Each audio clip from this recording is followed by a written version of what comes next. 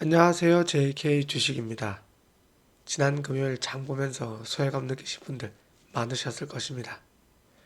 코스피는 삼성전자, 하이닉스 같은 반도체 형님들이 끌고 가고 중동 리스크, 즉 이란, 미국 전쟁 긴장감으로 인해 이 방산주가 강세 모습을 보였습니다. 그리고 자사주 소각 의무 이슈 때문에 보험주도 강세의 모습을 보이며 코스피 강세, 코스닥 약세의 모습을 보였었죠. 우리 코스닥과 바이오는 정말 철저히 외면되며 하락, 음봉으로 마감되었는데 제가 강조하는 것이 있죠. 주식은 순환매입니다. 영원한 독주는 없습니다. 이 코스피에서 터진 수익들이 결국 갈 곳이 없게 된다면 어디로 오겠습니까? 바로 덜 오른 이 코스닥. 그 중에서도 코스닥에 엄청난 비중을 두고 있는 이 바이오로 수급은 반드시 넘어오게 되어 있습니다.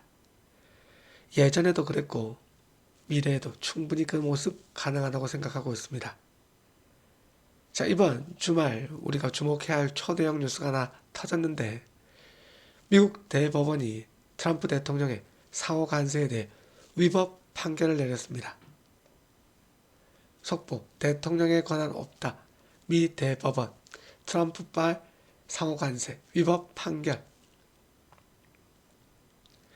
도널드 트럼프 미국 대통령이 세계 각국에 부과해온 이른바 상호 관세가 대통령 권한을 남용한 위법이라고 미 연방대법원이 20일 현지 시각 판결했다.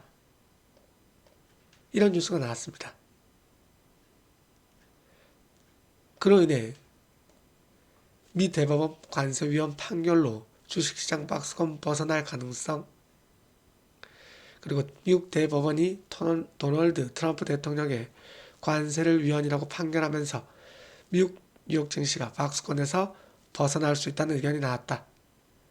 이번 판결은 올해 들어 지금까지 이어져 온 좁은 박스권 거래 범위에서 주식시장이 벗어나는 데 필요한 촉매제가 될 가능성이 매우 높다고 말했다. 이를 알려주듯 미국 증시도 이렇게 상승, 양봉으로 마감하는 이 모습을 보이게 된 것입니다. 그동안 시장 불확실성을 확대했던 것이 관세 리스크, 그리고 고금리였습니다. 이제 이 관세라는 족쇄가 풀리면서 성장주, 특히 이 바이오 섹터에도 수혜가 예상됩니다. 다만 이 트럼프 대통령의 또 다른 돌발 행동에 예의주시해야 할 것입니다. 그리고 우리 정부의 움직임이 계속해서 좋은 모습을 보이고 있습니다. 지난 금요일 뉴스 구윤철, 바이오, 반도체 같은 성장축 되도록 적극 지원, 바이오 분야 전문가 간담회,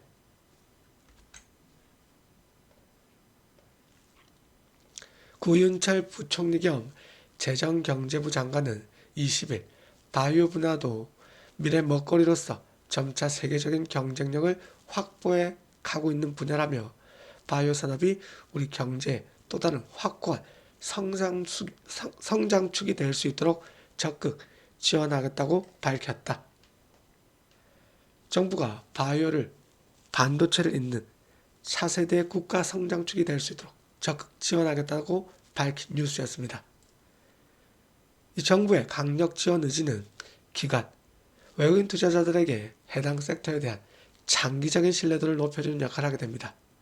즉 이렇게 되면 수급이 넘어오게 될 것이고 반도체가 코스피를 끌어올렸듯 이제 정부가 밀어주는 바이오가 코스닥을 견인할 차례가 머지 않았다고 저는 보고 있습니다. 인허가 기간 단축, 그리고 대규모 펀드 조성까지 이건 단순한 테마가 아니라 국가적 과제로 충분히 코스닥 활성화가 이뤄질 수 있는 상황입니다. 코스닥 상승 중심에 A쉘비가 서야 할 텐데 A쉘비는 현재 수급, 거래량 너무나도 없습니다. 즉 재료 노출 시기가 까마득하게 7월로 지연됐기 때문에 현재 그 모습이 나오지 않고 있는데 이 CMC 보안, 실사 관련 호재 뉴스가 나오고 FDA 가담 시작 승인 기대감으로 충분히 세력, 외국인이 매수함에 따라 큰 상승 파동이 나올 수 있다고 생각하면 되겠습니다. 시장 상황, A쉘비 자체 재료, 그리고 A쉘비 주가 차트 중장기적으로 계속해서 우상향 지속될 수 있는 큰 상승 파동이 나올 수 있는 그런 모습이라고 생각하십시오. 저는 분명 코스닥을 이끄는 주도주가 A쉘비가 될 수 있다고 저는 생각하고 있습니다. 자, 객관적인 지표 차트를 보게 되면 세력민 외국인은 클래스2 통보를 빌미삼아 이라크 주가 차트를 하한가로 만들어진 갭 부근 66,400원을 메꾼 이후 급격하게 무너지는 이 모습을 보였었습니다. 당연히 외국인의 매도, 프로그램 매도가 큰 역할을 했으며 특히나 거래량을 줄이며 상승 파동 이후 급격한 조정 모습을 보이기 위한 거래량을 줄이며 공매도 매매 비중을 이렇게 엄청나게 늘렸습니다. 자, 보시면 거래량이 줄어들다 보니 이 하락 추세가 이어질 때 공매도 매매 비중이 21%, 14%, 29%, 28% 등 최소 10%가 넘는 모습을 보였었습니다. 이에 반해 이 상승 파동 만들 당시 공매도 매매 비중은 이렇게 6%, 0.47, 1%, 6%, 많아야 12%, 11%, 10% 이런 모습을 보였다는 것입니다. 즉 거래량을 줄이며 공매도 매매 비중을 늘리니 이렇게 주가 차트가 억지로 눌러지는 이런 상황이 나왔던 것이죠. 즉 이로 인해 공매도 잔고 물량도 엄청나게 늘어나며 현재 910만 주 정도 공매도 잔고 수량이 찍히게 되었습니다. 세력, 외국인의 이런 주가 차트의 모습 공매도 물량은 23년처럼 대세 상승 전에 나올 수 있는 그런 흐름이라고 생각하시면 되겠습니다. 예전 23년처럼 대세 상승 전에 주가 차트가 상승을 이렇게 했다가 인위적으로 주가 차트가 밀리는 그 뒤 이제 서서히 이 상승분을 다시 한번 만회하기 위한 하락분을 만회하기 위한 그런 모습이 나오며 이렇게 우상향했었습니다. 그리고 거래량이 터지며 급등 모습을 보였었는데 이 당시 공매도 물량이 쇼커버링 그리고 숏스퀴즈가 나오며 이 같은 큰 상승 파동이 나왔던 것입니다. 이것은 설 연휴 기간 동안 많이 알려드렸기 때문에 이 내용 참고하시고 현재도 공매도 물량은 계속 늘어가며 대세 상승을 준비 중에 있는데 충분히 이 공매도 물량이 쇼커버링, 숏스퀴즈 되며 급등하는 패턴 이런 것도 충분히 가능한 상황이라고 말씀드리겠습니다. 재료 노출 시기, 수급, 주가 차트 방향성, 공매도 잔고 물량 등 이런 모습을 봤을 때 23년처럼 대세 상승 충분히 가능하며 핵심은 세력 및 외국인의 상승 의지, 특히나 이 의지는 거래량에서 나타나게 될 테니 이 거래량을 예의주시하십시오. 더군다나 5일선 단기선을 회복함에 따라 조정 하락을 마치고 추세를 돌리는 과정이며 21선, 481선 다음 주 초에도 충분히 빠르게 돌파 가능한 상황입니다. 주봉도 윗꼬리 음봉 매집 캔들 이후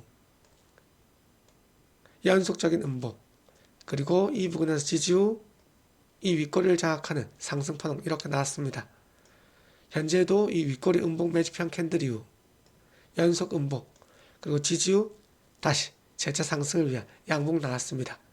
이제 다음 주 120주선 돌파 연속적인 양봉으로 이 윗꼬리 음봉 매집형 캔들을 장악하는 갉아먹는 이 형태 충분히 나올 수 있다고 말씀드리겠습니다. 월봉도 막바지에 다다랐습니다.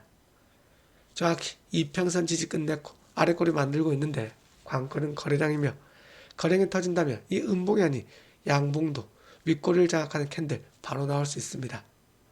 그리고 이노베이션이 그룹주 대장 역할을 서고 있는데 분명 A쉘비가 이노베이션 그룹주 대장처럼 상승 파동 났다는 것 저를 통해 잘 알고 계십시오. 구독, 좋아요, 멤버십 가입 성원 부탁드립니다.